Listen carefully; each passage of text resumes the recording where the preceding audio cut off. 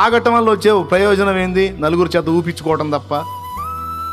Mind మొద్దుబారిపోయి, liver infection అయిపోయి, కిడ్నీలు పాడైపోయి, హెల్త్ ఖరాబ్ చేసుకొని, అది దాకపోతే ఇంకో 4 ఏళ్ళు అదనంగా పోతే ఇంకా 4 ఏళ్ళు దేవుని పని చేస్తా, అది దాగితే పెందలాడిపోతా, నా వల్ల జరగాల్సిన పని పాడైపోయిద్ది.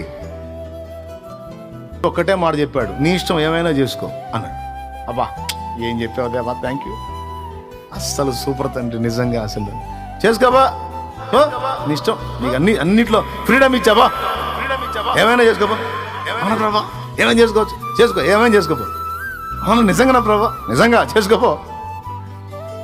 కానీ ఒక్కటి, ఒక ఎదిగిన కొడుకుగా, ఒక ఎదిగిన కూతురుగా ఇంక నిన్నేమని కొట్టేది, నీకేమని బుద్ధి చెప్పేది? ఎదిగిన కొడుకుగా, ఎదిగిన కూతురుగా నువ్వు ఉన్నావు. కొద్దిగా ఆలోచించుకో. నువ్వు చేసే అర్థవంతమైనయో అర్ధరహితమైనయో, పనికొచ్చాయో పనికి మాలినయో, చూసిన వాళ్ళు ఊసాయో లేకపోతే నేర్చుకునేయో కాకపోతే చూసి చెయ్యి అంతే అంటాడు.